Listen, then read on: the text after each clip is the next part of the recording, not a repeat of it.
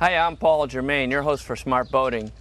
As you know from watching the show, this show mainly revolves around teaching you different aspects of recreational boater that makes you have a safe and more fun time. And those topics vary from trailering to man overboard to docking, a whole variety of different topics. But every now and then we're going to take a trip down a side road, something interesting with the sport. And that's what we're going to do today. We're going to focus on the sport of stand-up paddleboarding. I know as a traditional boater that it's been getting more and more popular in recent years because I've seen more and more paddleboarders out there. So I thought it'd be a really interesting show for us to go into today. And joining me is an expert on the area, and his name is Christian Del Rosario, and he's going to be our guide for the show. Christian? Hi Paul, how you doing? Good to see you this morning. Good to see you too. Hey, we got a really cool show here this morning. A little different than some of the shows we've done in the past. But before we get into it, can you share with our viewers a little bit about your background in stand-up paddleboarding? I've lived here in Cape Ann. I was born here, grew up here in Manchester by the Sea actually. And I've been surfing for almost 30 years. I've been doing a little bit of sailing as well. I have about 25,000 miles offshore sailing. And about 7 years ago, paddleboarding came on the scene and it was something new and something I wanted to try. So I tried it out and I've been paddling ever since. I've been doing a lot of stand-up paddle surfing, flat water paddling, little distance paddling. It's a lot of different things to do with it. It's really fun. Right. And do you race too sometimes? Or? Once in a blue moon. Okay. I've done 2 or 3 races. More recreational, more recreational, more surfing. Yeah, okay, all right. Well, you've got just the right experience we need for the show today, so why don't we get right into it? All right, let's go. Okay. Well, Kristen, you know, this sport of stand-up paddleboarding is a really large one, a big topic, and we're not going to be able to cover everything in detail today. But we can cover the high points, and I thought what we'd start with is helping people understand what paddleboarding is and why people do it in the first place. Well, I'm sure you can imagine traditional lay-down prone longboard, like a surfer's longboard. Right. Stand-up paddleboard's a little bigger version of that, longer usually, wider, thicker. Okay. And the paddler's actually standing on top of the board. All right. Holding a paddle, like we're holding in our hands right now. Okay. These guys. Yep. And they're paddling from a standing up position. And certain places like the West Coast, Hawaii, warmer places where there are a lot of waves. It started basically with surfers standing up on their paddle boards and paddling into waves, standing up as opposed to laying down and then standing up. Right, okay. Places here like New England or the East Coast, we do have some waves, some smaller waves, but most people, recreational paddlers, paddle in flat water, just cruise around, have fun. Yeah, They may do some other things as well. Right. And the neat thing about paddleboarding, stand-up paddleboarding, is that you can really do it on any body of water, right? Around here, we're on the ocean this morning, but they could do it in a lot of different places, right? Yeah, I mean, that's the beauty of paddleboarding. Anybody can do it, and you can do it anywhere. You can do it in the ocean, you can do it in a pond, a river, a lake. You can even do it in a swimming pool if you want. Right. But it's kind of an all-purpose vehicle that it's kind of equated to an ocean-going bicycle. Okay. Kristen, when you go stand-up paddleboarding, you got a whole bunch of equipment to consider. And of course, the first thing is the board. Of course. And we've got an array of boards here with us this morning. I thought we'd go one by one, just share with people what the differences are. There's basically 2 broad categories, right? There's kind of a racing orientation, and then there's the all-arounders, right? Yeah, today we have 4 different boards that we brought. This particular board right here in front of us, this is kind of a touring racing board. It's more of a touring board. As you can see, it has lots of tie downs here in the front for stowing gear. Okay. And a big wide pad, and it's a little wider and a little more stable than a racing board. How many foot is this that we're looking at here? This board is 12.5 feet long. 12.5 feet, and about how wide is it? It's about 31 inches wide. Okay. So a racing board would be definitely under 30 inches, a lot narrower, and the hull shape would be a little more radical than the whole shape. This has got some of the racing shape here because it comes to a point, right? Yeah. Comes to the point, and then when we look at the bottom here, you can see the rounded hull up there. Oh yeah, looks like a boat in the front. Like a semi-displacement hull, like a kayak or canoe. Just makes this board more efficient through flat water for just paddling distances. Oh, okay. Or trying to go fast, as opposed to a flat bottom plain hull board. So that's why they call it a touring. Yeah. It's comfortable when you're going distances, like you said. Yeah, exactly. Yeah. So this is a pretty fun board that anyone can get on. The balance is a little different than the plain hull boards, but it's pretty simple for anyone to get on this board. Okay, so that's a good universal board there. Yep. And then we've got, we'll step over here, we've got our purple one here. What's the story with this one? This is an all-around board. This is 11 feet by 30 inches. Okay. You can see the bottom shape on this is completely flat. Oh, all right, yeah. This board can surf, this board can paddle flat water, so it does a little bit of everything. That's why they call it an all-arounder. All right. But it's not quite as good as the touring because it doesn't come to a point in the front. It comes more like a traditional surfboard in the front. Yeah, this is like almost a traditional longboard shape, so this does perform pretty well in the waves. It's a good surfer, as well as being a good flat water paddling board for someone who doesn't want a 12.5-foot long or 14-foot long race or touring board. Don't want a big boat. Yeah, big boat. Okay. So this is a smaller boat. Okay, all right, all right. And how about this guy over here? This guy right here is kind of a smaller version. This board is 9.5 feet or 9.5. Okay. It's again a planing hull. It's a little wider. This one's actually 32 inches wide. It's kind of for a bigger guy like myself for surfing. I see. This one is too short to want, if I wanted to paddle a couple of miles, I wouldn't want to paddle this board a couple of miles. Oh, this board's basically for going in and out of the surf line, catching waves and riding waves. Well, why wouldn't this be good for a couple miles? Does it not have the glide pattern that the longer boards have? Yeah, the longer boards tend to have a better glide than the shorter boards. The shorter boards also don't track as straight as the longer boards do. Oh, okay. As you can see with here, the 4 fins on this is meant to turn really quickly in the waves. All right. With the other boards with the single fin in them, they like to go straight. All right, we'll be talking about fins a little later, I think. So that's a good one. That's different from the other ones. Yep. And then this one here, this little guy here. Finally, this guy right here is, kind of looks like the surfing board over here.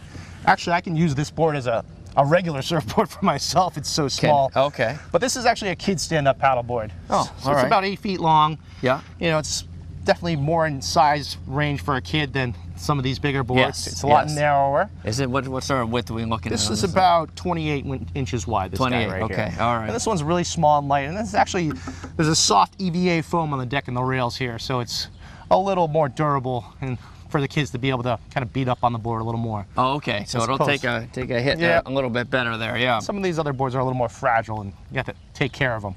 Well, Kristen, to participate in paddleboarding, stand-up paddleboarding, you need a board, and you need a paddle. Of course. It seems kind of obvious, doesn't it? So I thought we'd help our viewers understand the different types of paddles, because not all paddles are created equal. No. I've got a children's paddle here, and they really, as you look at paddles, they kind of vary in terms of somewhat design, but also the materials and the money, right? So is the cheapest one an aluminum paddle? Cheapest one, we don't have one here today, but the cheapest paddle is an adjustable aluminum paddle. Okay. It's the easiest way, and obviously cheapest way to get into the sport. Okay, all right. But they're really heavy, and they're performance-wise, you probably don't want to get one. Okay. Now, heavy, now you're going to show us some other ones. So this is a children's paddle here. It's a child's adjustable paddle with a fiberglass shaft. Okay. And a fiber reinforced plastic blade, and it adjusts like this. Okay. Up, and this little ratchet here, and closes down tight, and it's not going to move.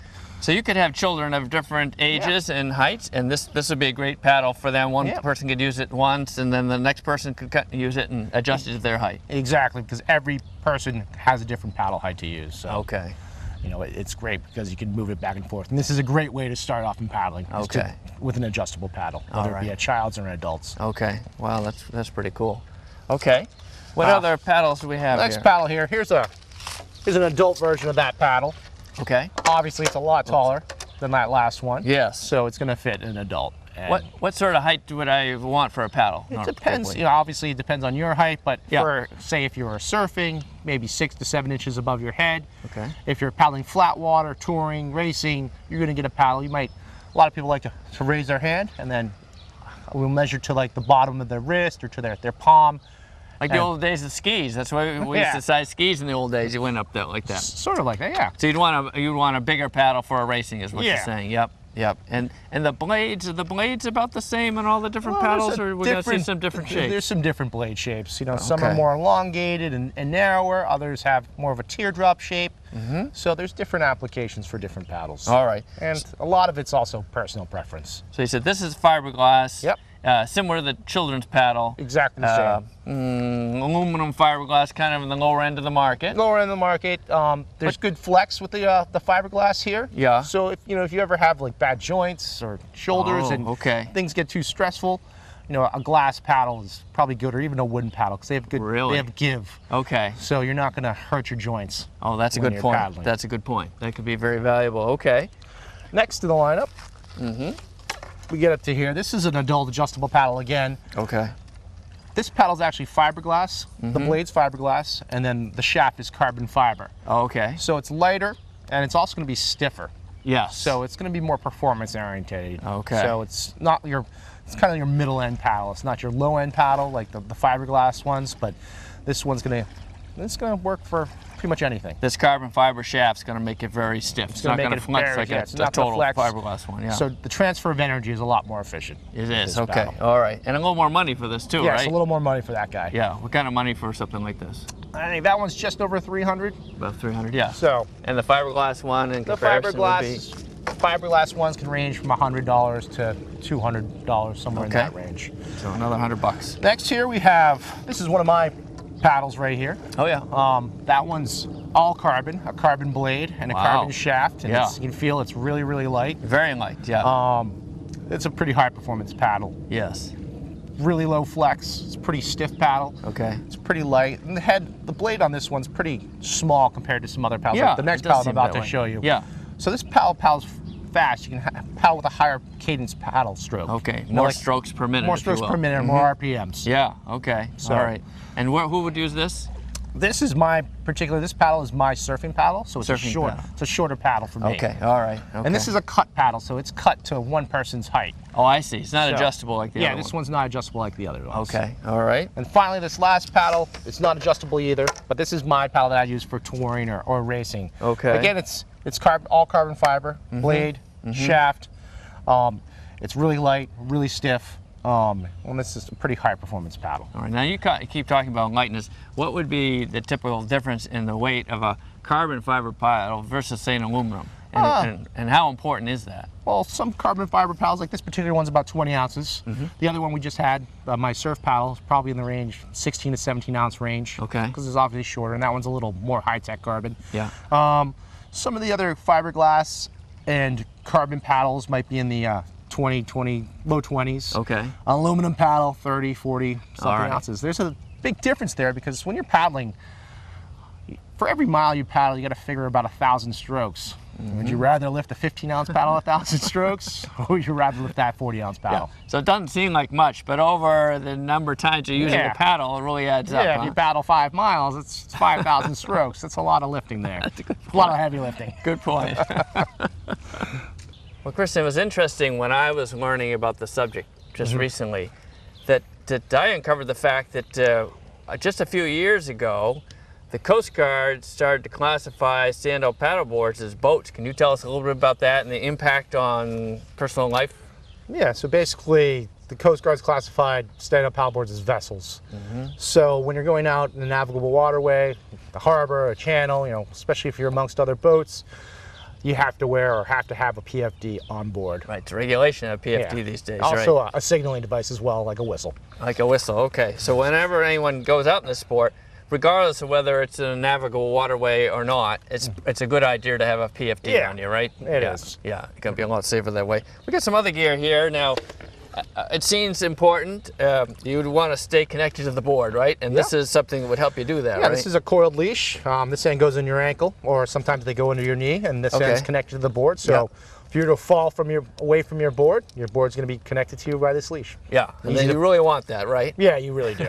Right. It's something you really want to have connected to you. Because without the board, you could be in for a long swim. In certain cases, like surfing, or if you're doing something called downwinding, which is riding downwind with the waves and the wind, your board can take off on you. Right.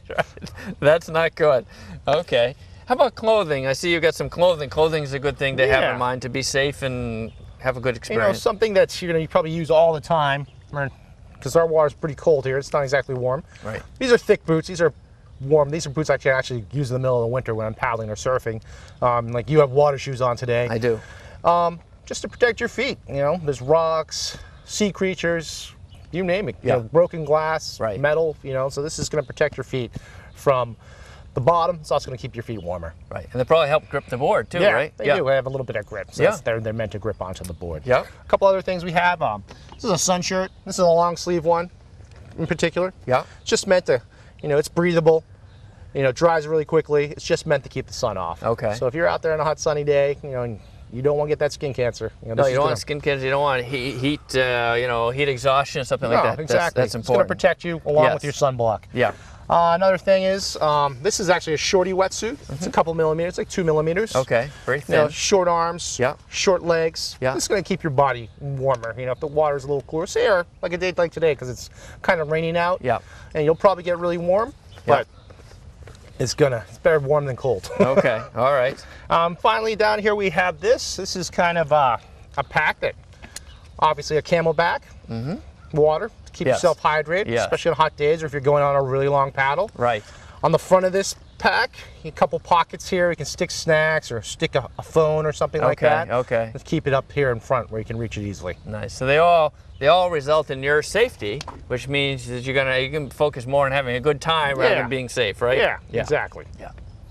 Of course, in many water sports, let's say scuba diving, in order to increase the safety, they go in a buddy system. And they also tune into the weather before going out. Are those two good ideas for stand-up paddleboarding as well? I mean, they're always great ideas for any water activity, just to have somebody else to be out there with you. Be safe. Yeah. Just in case you get into trouble, your friend gets into trouble, your buddy gets into trouble. Right. You have someone to rely on to hopefully get you out of a sticky situation, which hopefully won't arise. Right. But one important thing is always to kind of check the weather before you go out. In paddleboarding, it's supposed to say sit down kayaking. Wind becomes a factor. Okay. A lot of times. Because you get a lot of windage because you're standing up. Exactly. I'm 6'1", so if I was sitting down, I'd only be showing a couple of feet of my body. Yeah. Standing up on a paddleboard, you add the couple inches of the paddleboard, and then 6'1" on top of that. So I'm a big sail. You're a big sail, right? This morning we have pretty glassy conditions. There isn't much wind out here, so it's pretty nice to paddle anywhere. But if the wind were to come up from a certain direction, if I didn't know that, if I went to paddle out and the wind was blowing out of the west offshore and I came to paddle back to shore, I'd have a really hard time paddling against that wind, that headwind. It's really difficult to paddle against a headwind, so it's a great idea to always know or plan what's happening with the weather, or try to know if... Check the weather before you go out, and then do you use your phone to keep in touch with the weather while you're out? I'll check before I go out, but I'll bring my phone. I have my phone here. This is it's called a life-proof case. It's a waterproof case for my iPhone. I've attached a lanyard to the back because this thing sinks like a rock. There's a lot of things you can do it. Obviously, if it's an emergency, I can call somebody. Call the Coast Guard. Call the harbor master. Call a friend. I can track my course on this, the GPS app. Oh, okay. There's an app for everything, even in paddleboarding. And there's no paddleboard specific apps, but, right. GPS tracking. You can obviously check the radar, right. Check marine forecasts. So in the waterproof case, it really becomes a really nice piece of safety equipment. Yeah, it is. And then, you can use your phone, the camera to take pictures with it. Yeah. So there's a lot of things you can do with it. It's a good thing to bring along with you. Yeah, exactly. Yeah. Well, Christian, the whole reason we're talking today is because stand-up paddleboarding is so much fun, and I thought we'd show people how you actually do that. So they typically come down to a beach like we are at, and they hop in the water, and they gotta get in enough water so they clear the fin on the back of the board. You don't want to stick that fin in the sand and fall face first in the water, leaving the beach. Okay. That could be embarrassing. Now what do you do? All right, so to get on this board, a lot of people like to, I can step right up onto it if I wanted to, but I want to take this paddle. Yeah. Put it across the board. Okay. Here's a carrying handle right here. This is always the center of the board. So I want to get my knees or my feet right around that center. So I'm going to start how most people would start. Okay. A lot of people like to start right here with their knees on the board here. Okay. Stabilize me for a minute there. Okay. So here I'm down in my kneeling position here. Yeah. Stand up from here. Yeah. I place this paddle right across the board like this. Now I'm going to either hop up, or just the easy way I'm going to show you, I'm just going to step up 1 foot at a time. Okay. And both my feet are going to be right around this handle right here. Okay. So I come right up, feet about shoulder width apart, knees slightly bent, back straight, and see how I have my paddle in the water? I immediately get my paddle in the water. You don't want to hold your paddle up here. Oh, okay. This is give yourself a little bit of balancing here. Stability. Stability it's like a tail for an animal. Exactly, or it's like a third wheel. It's like a kickstand or a crutch. Yeah. To help me stabilize on this board instead of just having my paddle. So it makes a big difference. Here. Okay. Exactly. All right. Okay. So I got my knees a little bent. Another important thing, I'm looking forward where I want to go. I'm not looking down because I don't want to go down and fall into the water. So Oh, okay. keep your head up and you're looking at the Keep the gaze horizon. level. Yeah, okay. It's like any driving a car, riding a bicycle, you're projecting where you want to go. And obviously I want to go forward, not down, underwater. A couple things holding the paddle. Paddle about midway down the shaft, hand midway down the shaft, other hand here on top of the T. And a big thing with paddling is a lot of people, as you can see the bend in the blade from the shaft here. Yeah. A lot of people want to paddle this way. Yes. This is like bad. Scoop it. Like scoop it. Like this a spoon, yeah. This is backwards. We want this bend in this blade, we want this facing forward. Really? Okay. So, I have my hand on top of the T, the other hand here. See how I am right now? Yes. This is rowing right here, where I have my paddle crossing the board. Okay. I want my paddle nice and vertical in the water. So I want my paddle like this. Very different angle, See how my top hand is over my bottom hand here, kind of stacked? Yes. And it's over the water, it's not crossing in front of me. It's like perpendicular to the water. Exactly. So this is paddling, this is rowing. We're paddling. I see. Okay. So to take a stroke, I'm going to twist, reach forward, I'm going to catch. I'm not going to be able to catch here because we're in pretty shallow water, but I want to get that whole paddle blade underwater. Okay. And then I want to pull. And notice how I'm keeping my arms pretty straight here. Yeah. I'm pulling, and I'm pulling about to my feet right here. Okay. So and then here's where I release. I pull the paddle out of the water, recovery, come back in the water. Okay, so if we push you out a little bit, then you can show us a stroke. A stroke or two. Yeah. Oh, I'm going backwards. All right. So, let's start that again. Okay. I'm going to stick my hand there. Yeah. This board actually has no fin, so we're not Oh, going okay. that straight All right. today. All right. But those are a couple strokes there. This is a kind of a back paddle stroke like a lot of people learn in kayaking and canoeing. This is obviously watching me turn. Yeah. To the left or to the right. A couple back strokes this way. Okay. And a couple forward strokes, and I turn right back to the left here. I see. Oh, yeah. Right. You know, another turn is also kind of a sweeping turn, where I kind of go up from the nose of my board and kind of sweep Oh, I see. out Yeah. and away from the board. Yeah. And I'm going to go the other way. And I kind of pivot right around like that. Okay. Yeah. So those are a couple easy beginner learning strokes to get you started. How long does it take to learn to do that? I mean, literally, you could stand on the board and get going in 5 minutes. 5 minutes. Anybody can. I mean, It's that easy. Yeah. It's that easy. I think it's easier than riding a bicycle. Yeah. When you go to fall, you're not falling on the pavement, getting all scraped up. Right. Just getting a little wet. Right. Which is nice on a hot summer day. But Yeah. it's pretty simple. Yeah. But, you know, a lesson is recommended just because the stroke can be a little technical. What sort of mistakes are there? Like two or three primary mistakes you see people making if they don't have the lesson? This is the #1 mistake. Where they're scooping. Where they're scooping, Or they think it's a nice doing big more scoop. of a rowing. Or they're doing more of a rowing where they're crossing the board. Third big mistake is this. They're paddling past their feet. Oh, okay. The way these paddles are designed, all the power in the paddle is, the stroke is from here, as far forward as you can get, to right here, Oh, I see. Okay. to your foot. Once you paddle past your foot, you're losing power in your stroke. Okay. Also, by the time you get your paddle out of the water and back up front again to catch again, you're also losing forward momentum. So those are 3 of the big beginner mistakes. Okay. All right. Well, Kristen, you know, I know from being a traditional boater that the sport of boating, traditional boating, can be a little expensive. Now, that's one of the unique aspects of stand-up paddleboarding that's attractive to people, right? The cost. What sort of costs are we talking about to get involved in stand-up paddleboarding? The board and the safety equipment and all that stuff. Well, depending on the board and the equipment, you know, kind of an entry-level board package with paddle and PFD. And again, you don't necessarily have to buy a special PFD. You can use the PFD you may already have from your boat or what have you. Yeah. You know, probably under $1,000, $900 to $1,000 range for a decent quality board and equipment and leash and, you know, all the little gizmos and gadgets and so you accessories. Get in pretty cheap. Yeah, relatively speaking, compared to a full-blown boat. Right. Kristen, you know, one of the nice things that strikes me about stand-up paddleboarding is the fact that if you want to, you can go out by yourself, but it also has a social aspect to it as well. So do people oftentimes go out in groups or with other people enjoying the sport? Yeah, it's, you know, like you see the jogging clubs, people are riding bicycles, you know, road bikes, you see them in big packs. It's more fun to go out in a group and have a bunch of people to chat with or cruise around with, see the sights with. So it is fun to do that. Yeah. And continue on that. In New England, there's a little race scene here. There's races almost every weekend somewhere in New England. So if you're into that race thing, go ahead. There's some fun to be had out there. Some good people there. Some good people there. Also, surfing. You know, like 2 mornings ago, I was surfing. I was out in the water in Gloucester at 5:45 in the morning. There's already 10 guys out, surfers and stand-up paddle surfers. So, you know, it's a good group. Yeah. That's always out year-round. So we surf all the time, and there's definitely a pretty tight camaraderie there for the people who surf, especially people who surf in New England through the winter.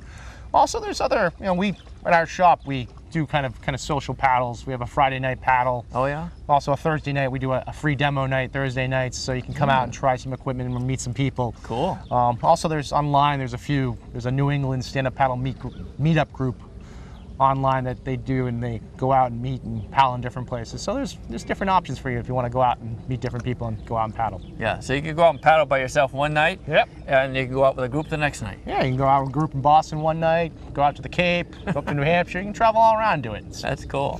So there's a lot of stuff around. Very cool. Well, Kristen, it's about time to wrap up the show today, and we've covered a lot about this interesting sport of stand-up paddleboarding. We talked a little bit about why people do it, and the different types of boards, the all-rounders, the racing boards, with all sorts of different paddles, from aluminum to carbon fiber. We talked about safety. We talked about costs. Is there anything that you'd like to add before we wrap up this show today?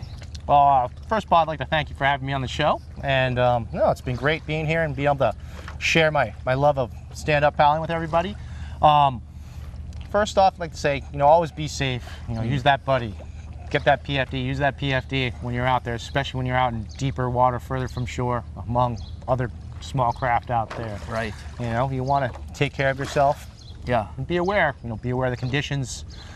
Keep track of everything. The weather, the wind, especially. That's one of the big factors out there. Just have the right equipment. Again, PFD. Have a leash. Yeah. Be safe. Yeah. Yeah. The ocean's a big place out there. You don't want to get lost out there. Right. If you're in the ocean situation. Right. If you're in your backyard pool, it might not. That's so much it might not apply over there. And if anyone ever has any questions, I'm always available. I've been paddling for about 7 years now. Pretty into it. We have a store in Manchester by the Sea, Massachusetts. It's called Safari Stand Up Paddle and Surf. We have a website. If anyone ever had questions, feel free to ask me. Okay. It's www.standuppaddlesafari.com. Okay. We're on Facebook as well and all the social media, and I post pretty heavily on Facebook and post a lot of stuff. And I'm always willing to answer anyone's question. If you want to email me or Facebook message me. Right. We're trying to help spread, the word, and get people out in the water, out walking on the water, because it's really fun and it's really something anybody can do. Yes. Christian, thank you. Thank you. And thank you, Smart Boating viewers, for joining us. If you have comments or questions, visit our website, www.smartboatingus.com. Hope you'll come back again soon.